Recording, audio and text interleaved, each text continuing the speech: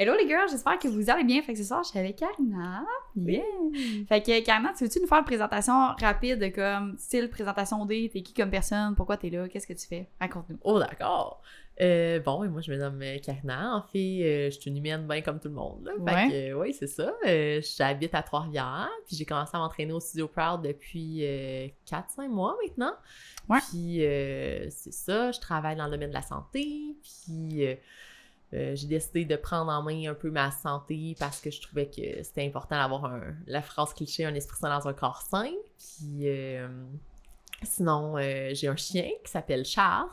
Monsieur Charles, qui est vraiment mignon. Monsieur Charles, un labrador, qui a maintenant 9 ans. Puis je suis quelqu'un de bien simple, qui aime la vie, qui est passionné, puis qui a beaucoup, beaucoup d'énergie. Ouais, c'est 100%. Si vous avez eu la chance de croiser Karina, c'est tout le temps la personne qui danse dans les cours de groupe puis qui fait des niaiseries, mais on aime ça, nous autres, au studio, on aime ça avoir du plaisir. Aujourd'hui, j'aimerais ça qu'on jase un peu de tout, parce que t'as quand même un parcours de vie qui est plus atypique aussi, tu sais, par rapport à ce qu'on a discuté justement au souper qu'on s'est fait jeudi. J'aimerais qu'on aborde aussi la thématique de la douance. T'es à l'aise d'en parler aussi ben par oui, rapport à tout ça. Je suis super à l'aise. 100%. Maintenant, je suis à l'aise. Maintenant, t'es à l'aise. Fait qu'on peut commencer avec ça. Tu veux-tu nous parler un peu de, justement, tu sais, ton histoire, de où tu viens, qu'est-ce qui t'a amené justement à te diriger vers le domaine de la médecine, le domaine de la santé, en fait? Oui. Parfait. Mais dans le fond, moi, je viens d'une famille super modeste.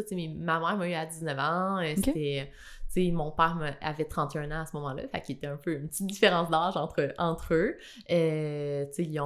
J'étais un accident, en fait. Merci les parents de m'avoir gardée. Ouais, c'est ça. Merci maman, merci papa. Mais c'est ça. Fait que, où est-ce que je m'en allais avec ça? Ouais, après ça, mes parents se sont séparés. J'avais 5 ans. Fait que j'ai fait comme un peu la garde partagée par la suite. Puis, pourquoi je me suis dirigée dans le domaine médical, puis pourquoi j'ai dit tout ça, c'est que quand j'ai eu 16 ans, ma mère avait un nouveau partenaire de vie à ce moment-là, puis ils ont décidé de fonder une famille. Puis ma mère, quand c'est venu le temps, elle m'a dit « Veux-tu venir à l'accouchement? » Puis là, j'ai dit « Ben oui, pourquoi pas, ça me tente de partager ce moment-là avec vous. » Tu sais, quand j'ai vu à l'hôpital tout l'arrimage qu'il y avait autour d'un accouchement, tu sais, toute l'équipe, les médecins, les infirmières, les préposés aux bénéficiaires, tu sais, il faut vraiment toute une famille pour accoucher un enfant, là. Fait que je trouvais ça super impressionnant, puis je me suis dit, ben pourquoi pas tu sais, ça m'a vraiment marqué comme situation, puis j'ai décidé à ce moment-là, je me suis motivée à aller vers le domaine de la médecine, mais je savais pas dans quoi j'allais m'embarquer du tout, parce que, tu sais, c'est tout nouveau, tout beau, puis, tu sais, tu vois juste le spectacle et non pas l'envers du décor à ce moment-là, mais c'est ça que j'ai décidé c'est pour ça que je me suis motivée à aller en médecine. Par la suite, j'ai fait les efforts pour, parce que c'est pas évident quand même, on se le cachera pas, là, c'est quand même contingenté, là, mais ça a bien été. 100%, je pense que c'est rough aussi mentalement, le parcours, tu sais, autant que les études sont demandantes que, tu sais, moi, ma mère, elle a fait médecine, là, puis ça a été mentalement, ça a été toute une épreuve aussi à traverser, tu sais, tout l'esprit aussi derrière ça, c'est sans nécessairement qu'on embarque dans ce sujet-là, parce que je sais qu'on en aurait long à dire aussi, là. Ouais, totalement. Mais tu sais, je pense que c'est un méchant parcours qui te forge une certaine personnalité un peu aussi au travers de tout ça. Ben, tu sais, moi, ce que j'ai trouvé le plus... Tu sais, j'ai adoré mon parcours médical quand même, j'ai rencontré des gens incroyables, mais c'est sûr que, tu sais, je suis quand même quelqu'un qui est diversifié comme personne. Tu sais, je suis créative, je suis cartésienne, j'aime les sports, j'aime le social, tu sais, j'étais serveuse au restaurant pendant 8 ans de ma vie, tu sais, j'aime le contact humain, tout ça, comme tout bon médecin, je crois, en tout cas, j'espère. On le souhaite. Mais c'est ça. Fait que ce que j'ai trouvé difficile, c'est que ça crée un équilibre très débalancé. Tu investis pratiquement tous tes œufs dans le même panier pour devenir médecin.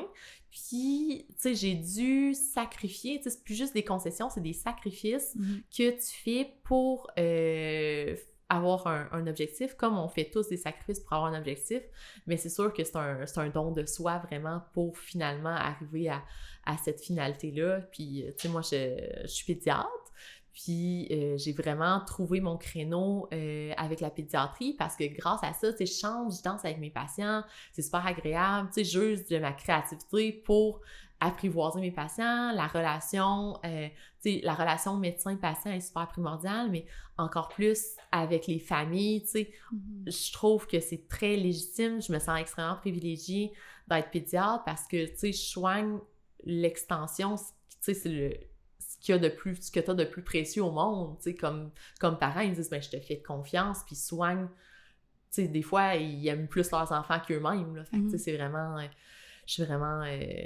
j'éprouve beaucoup de gratitude par rapport à mon travail, puis à la confiance que mes patients ont, là, envers moi.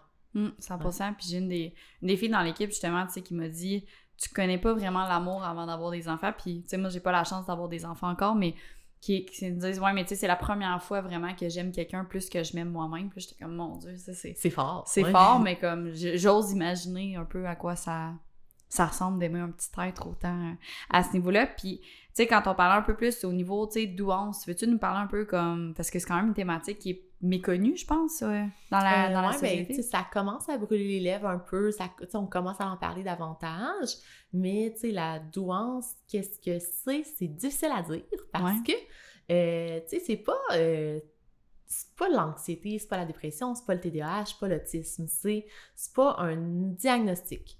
La première chose que je veux que vous reteniez, c'est que ce n'est pas un diagnostic, la douance, c'est une particularité, c'est une caractéristique d'un individu parce que ça fait pas partie d'un trouble psychiatrique qui est défini dans le dictionnaire de santé mentale des médecins, là, ce qu'on apprend à l'école.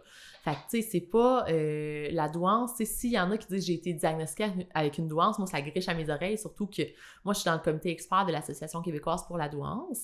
Donc, j'essaie vraiment, tu sais, c'est dans ma mission actuelle, je me suis faite une vocation de démystifier la douance au Québec et dans le monde, mais là, on va se calmer, là. Mais non, c'est ça. Mais tu sais, comment je définirais ça? C'est trois choses, tu sais. C'est vraiment le quotient, tu sais, l'intelligence, les aptitudes au-dessus de la moyenne. Tu sais, je déteste dire « Ah, je suis au-dessus de la moyenne », mais c'est des aptitudes cognitives au-dessus de la moyenne, un raisonnement cognitif qui va beaucoup plus rapidement que les neurotypiques.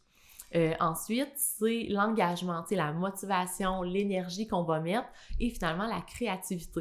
Fait que c'est ces trois choses-là ensemble qui vont faire que quelqu'un va exprimer de la douance.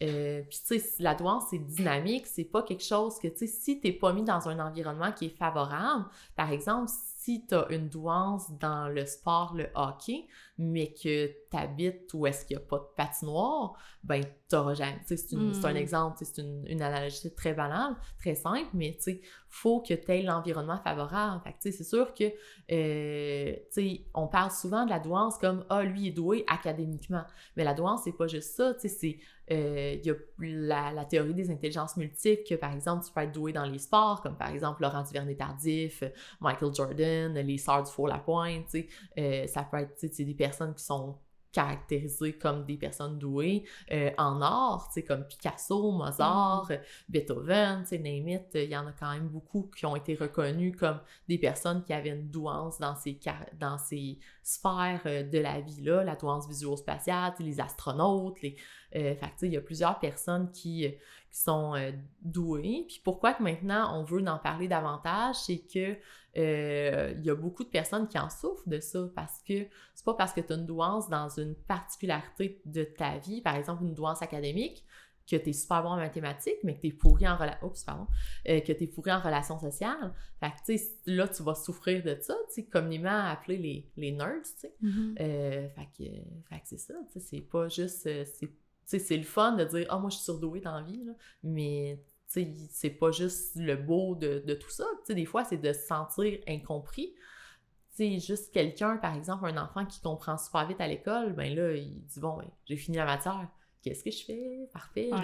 Je suis un faux TDAH parce que je vais te déranger dans la classe. » Ou, tu sais, il y en a qui sont, tu sais, quelqu'un qui tripe vraiment beaucoup sur les chiffres, le cartésien et tout ça, il va se faire diagnostiquer à tort un autisme ou des affaires comme ça, tu sais, c'est pas banal non plus de mal comprendre la douance de quelqu'un, tu sais. 100%. C'est tout. C'est le job de J'aurais d'autres choses à dire, mais bon. Mais grossièrement, ça ressemble. Est-ce que ça répond à la question? Oui, totalement. Mais c'est ça, quand tu me parlais, tu sais, quand tu parlais justement que dans le fond, de ce que je comprends, mettons, je fais un quick résumé, c'est que c'est pas parce que t'as de la douance dans un... Mettons, t'as de la douance qui est dit, mettons, physique dans un sport précis, ça entraîne pas nécessairement une cause que tu vas avoir de la douance dans tous les domaines. Fait que c'est vraiment spécifique à une activité précise, que ce soit cérébrale ou physique ou Ouais, c'est ça. Ben, tu sais, c'est plus la théorie des intelligences multiples, que tu peux avoir une douance spécifique dans un champ d'expertise. Okay. Mais, tu sais, il y a des personnes qui ont une douance multiple aussi, tu sais, qui sont bons. Tu sais, il y en a du monde qui sont bons dans tout, là. Ouais. Tu sais, on a toutes quelques personnes en tête, là. Fait que tu dis, voyons, tu sais, il est bon dans les sports, il est bon en maths, il est bon en art. Tu sais, coudonc, y a-tu quelque chose qui est pas bon, tu sais? Fait que ces gens-là, souvent, ont une douance... une multidouance. Ouais, c'est ça. Puis une autre chose qui est super intéressante aussi, c'est la double exceptionnalité. La double exceptionnalité, c'est un diagnostic de santé mentale avec une douance. Fait que, par exemple, un enfant ou un adulte, peu importe, qui est TDAH avec une douance. Fait que, tu sais, parfois, le TDAH va masquer la douance s'il n'est pas pris en charge correctement avec des exercices de psychoéducation, avec des outils, avec parfois de la médication si c'est indiqué. Fait que, tu sais, c'est surtout ça qu'on veut aller démystifier parce que souvent, une douance va être pas exploitée à son plein potentiel parce qu'on a une comorbidité sous-jacente. Fait qu'une comorbidité, c'est une maladie associée à la douance. À la douance, puis tu sais, c'est quoi le pourcentage, mettons, de la population qui est dite avec une douance? 3%. OK. C'est pas beaucoup de monde, quand même. Ben, non, beaucoup. Ben c'est beaucoup. Ben, c'est quand même beaucoup, 3%. Ouais, c'est ça. Puis, tu sais, il y a la douance. Ben, tu sais, c'est difficile à dire parce que... Oups, salut, Blake. Mais c'est difficile parce que actuellement, comment qu'on diagnostique, donc comment qu'on souligne la douance, c'est avec une évaluation neuropsychologique qui est définie par un QI en haut de 130. Okay. Un QI quotient intellectuel. Fait que, tu sais, c'est ça, ça représente 3% de la population. Je vais juste sortir Blake. Je suis désolée, les... Puis, je t'écoute tout de même. Ouais, fait que c'est ça. Fait que 3% de la population, mais il y a aussi ce qu'on pourrait parler de très haut potentiel cognitif, très haut potentiel intellectuel, que là, ça représente 0,3% de la population. Là. Fait que, tu sais, plus tu avances, plus tu deviens très, très, très intelligent au niveau du quotient intellectuel, ben c'est sûr que moins il y a de personnes qui sont présentes dans cette strate de société-là. Là.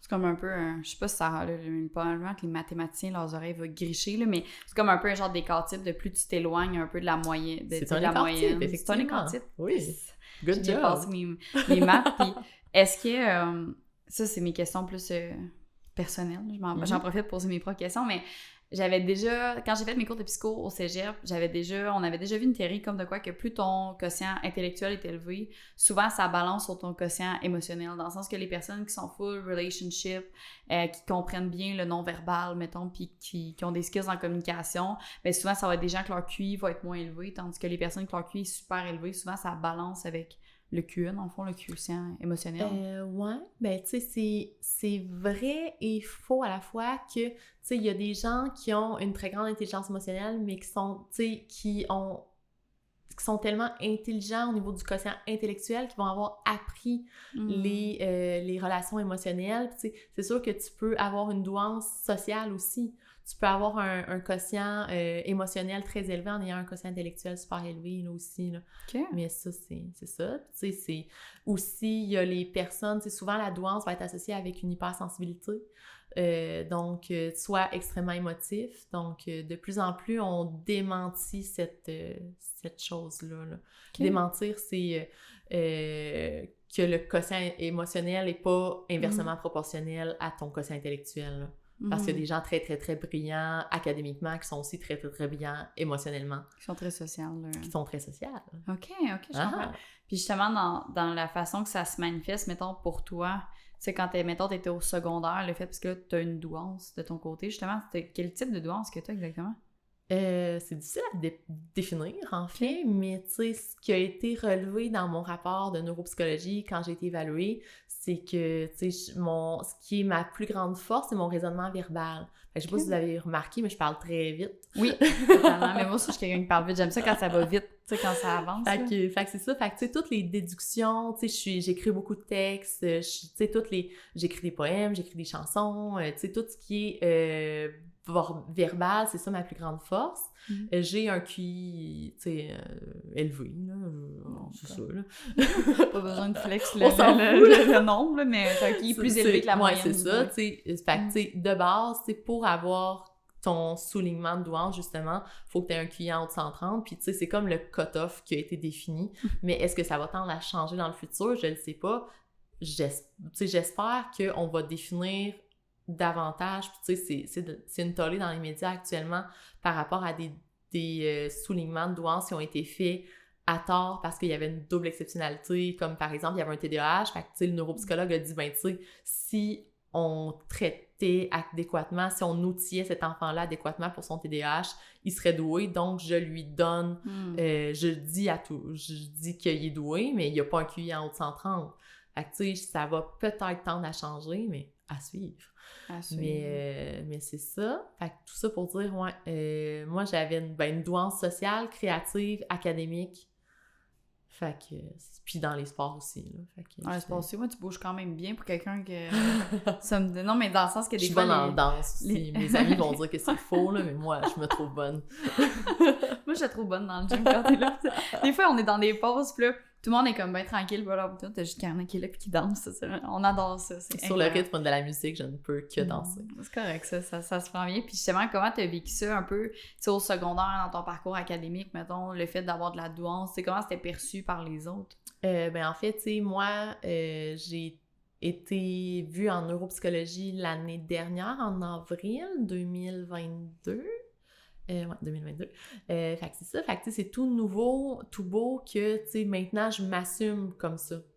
C'est ça. Fait que, tu sais, que je m'assume en disant, ben, tu sais, je suis comme ça. Mais, tu sais, je dis pas à tout le monde, salut, moi, je suis surdouée. Salut, moi, j'ai une douance. Ça, tu sais...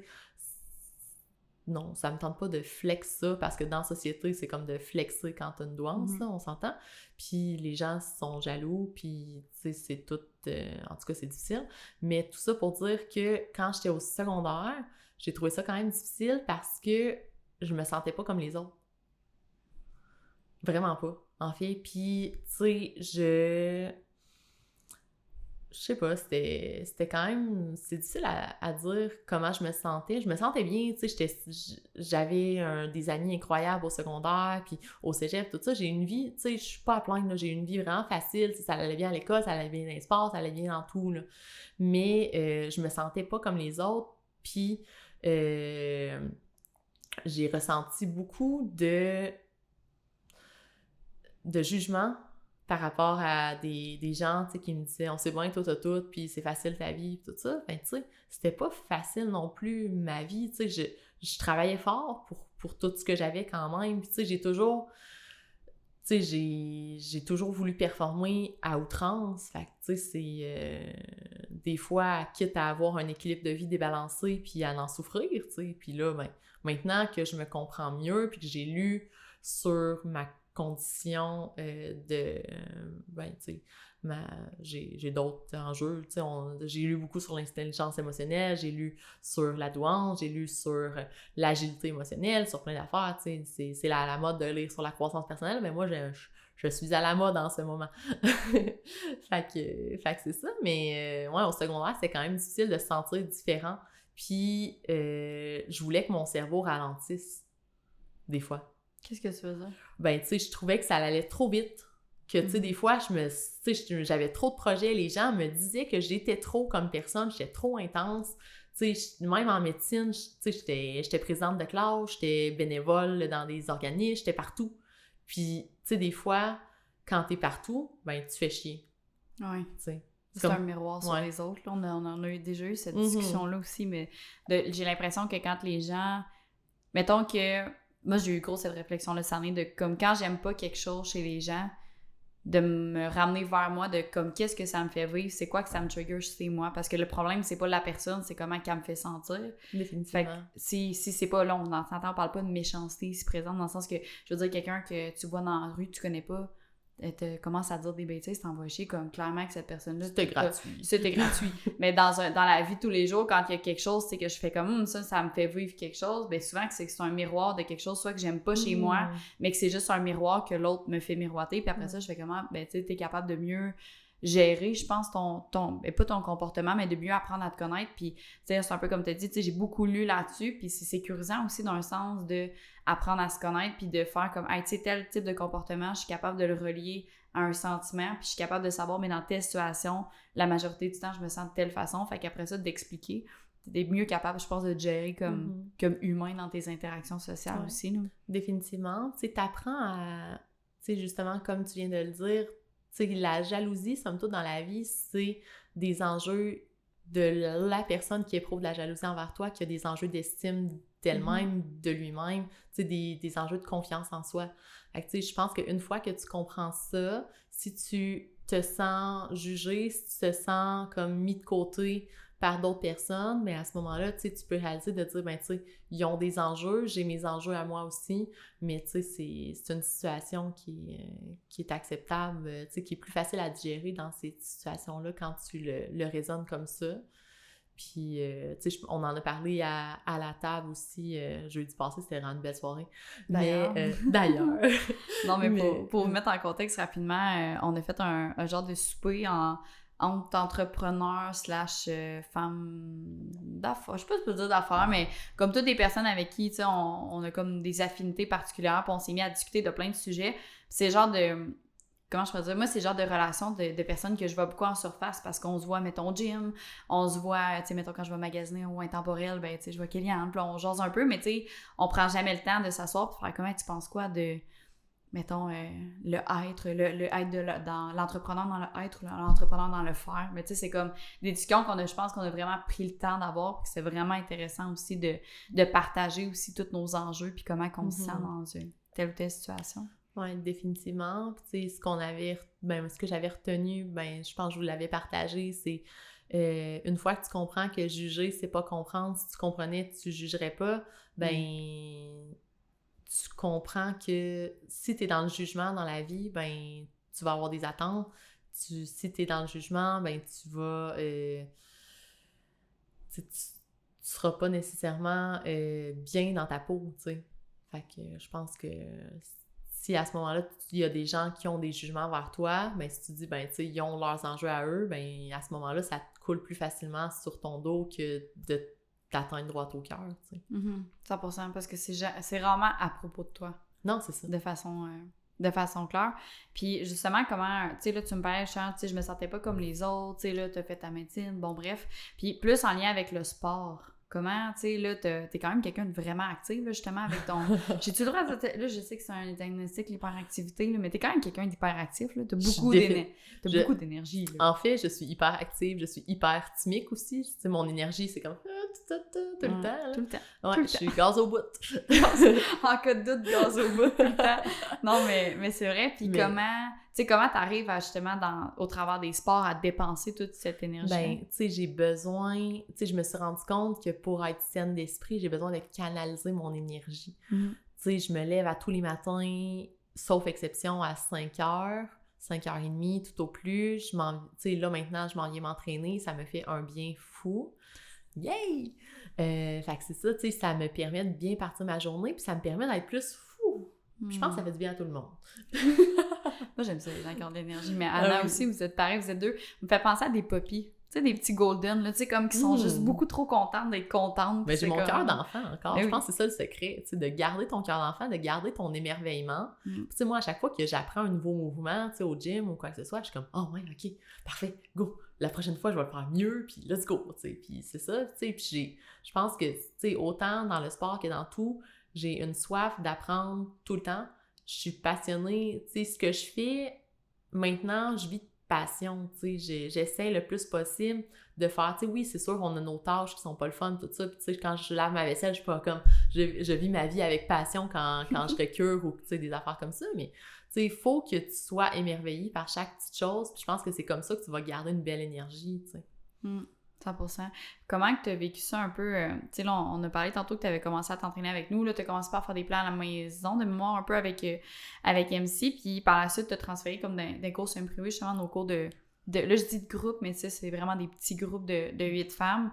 Comment que ça a été dans tes premiers temps, justement, avec nous? Tu sais, là, avec... C'est comme un nouveau groupe de femmes. Là, toi, t'arrives, t'es pleine d'énergie. Comment que ça a été ton intégration? Ça a vraiment bien été. Puis c'est pour ça, tu sais, je pense que de plus en plus, je m'assume comme personne aussi. Puis je me dis, tu sais, si vous n'êtes pas contente, ben pas grave, tu sais, moi, je vais avoir du fun, puis, tu sais, les gens, j'ai connecté avec plein de personnes, tu sais, on s'écrit, on est comme, bon, parfait, quand tu vas te rentraîner cette semaine, ça va être le fun de le faire ensemble, tu sais. Fait que c'est ça, tu sais, j'ai découvert vraiment des gens qui ont une énergie similaire à la mienne, ça fait du bien. Ouais. 100%. Je pense que c'est ça la beauté aussi des cours, tu sais, de ce que moi je perçois des cours semis, c'est que vu qu'on prend le temps, tu sais, on a tout le temps mettons, avant d'embarquer, il y a comme un appel d'orientation où tu sais, je vais pas dire qu'on trie, là, on dirait que ça sonne péjoratif, mais qu'on prend le temps de valider est-ce que la personne a fit avec nous, puis est-ce que nous on fit avec elle, puis c'est ce qui fait que je pense que dans les semis, tu sais, il y a plusieurs types de femmes, mais tout le monde a comme les mêmes valeurs, mettons, de santé, de bien-être, de respect, de plaisir. Tu sais, comme hier, les filles faisaient de la danse en ligne sur je sais pas si t'as vu Oui, j'ai vu la vidéo. La vidéo. Mais tu sais, comme tout le monde, il y avait pas personne qui était comme, hey, tu sais, c'est bizarre, mettons, que vous fassiez de la danse en ligne dans vos pauses. Comme tout le monde trouvait ça drôle. C'était juste léger. Après ça, on a repris